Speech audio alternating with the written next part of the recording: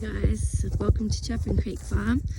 I just have been asked to do a little video for you guys about my project updates. So the first thing I really wanted to say is that the funding has really given us a lot more than the dollar value of the funding. The momentum that it's actually given us through the support has meant that we can achieve an exceptional amount with a limited amount of resources, which really goes to show how community funding empowers the community to lead the change. So if this project had been funded fully without and like actually paid for the community support that we got, it would be a huge expense. We've got thousands of hours of labour and assistance to reach the objectives of this project, because we had a really clear vision around what we were trying to achieve with riparian restoration and education. It meant that people could really get on board with that shared vision. So we've hosted a few educational events. We did a 2-day biodynamic workshop, which was really successful. It was our first 2-day workshop that we've ever done, so that was a big deal. We got a really good number of attendants. I think we got 25 people. And what was so beautiful about that is many educators from different fields, all regenerative, all came together to learn off each other because they all specialise in different areas. And then we had Southern Cross University students come and learn off all of them, which was very exciting and something that's really needed, because the Southern Cross Uni regenerative agriculture course is now not being run, and is certainly not to the values and principles of regenerative farming. It's not necessarily providing the students with the solutions that they need to farm regeneratively. So there's a huge gap in the market, and it's a real privilege to be able to introduce students and support students in finding those mentors. So a lot of those students are now still in contact with those different educators. We delivered a native bee workshop, which is not something that we could have done without the funding, because Steve's fee is $1,900 or something, so we couldn't have taken the risk. And what's happened there is that the relationship between Chaffin Creek Farm and the Australian Native Bee Co has strengthened. So anytime that I'm in community or pitching a project, I've always got Steve in the back of my mind to be able to recommend him for educational programs around native bees. We've only got 2 more workshops coming up. So we've got a syntropic agroforestry workshop on the 15th of November, and then a free biodynamic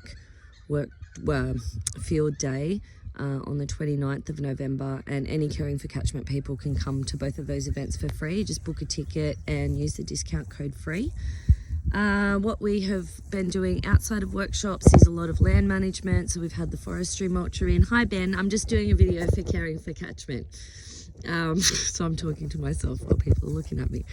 Caring for lantana management. So we've done a lot of riparian restoration. We got the forestry mulcher in and did a huge amount of lantana management, which meant that we then got access to the creek so that we could do hand weeding and really repair the erosion banks of the creek.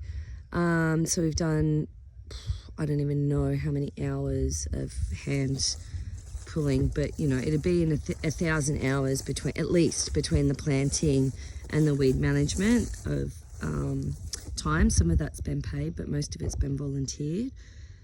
We discovered a huge swamp box tree, an ancient tree. It must be 200 to 500 years old, because we were able to get into the creek area and do the weed management, because it was like two stories tall throughout a lot of the area. It was inaccessible. We've planted over 4,500 trees, and we've got plants, and we've got another 4,000 lamandra that are ready to be planted. They're all potted up, and we're going to use that as creek stabilisation. We've got a lot of expert input, so I've gotten a lot of free consultation around this. I just ring all the educators that we've previously worked with and ask for their advice. We installed fencing, semi-permanent and temporary electric fencing around the property to keep the cattle out of the riparian zones. In the thick areas of Lantana, we actually use the cattle to clear paths for us and manage that Lantana before we go in and hand pull, because they create paths.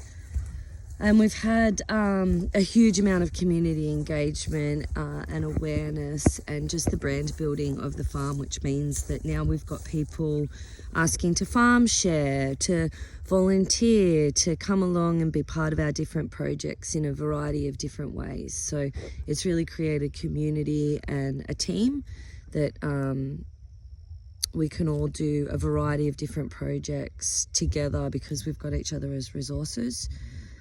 My challenges in learning were the workshop attendance. So obviously throughout the year we've had problems with being able to get people to attend workshops.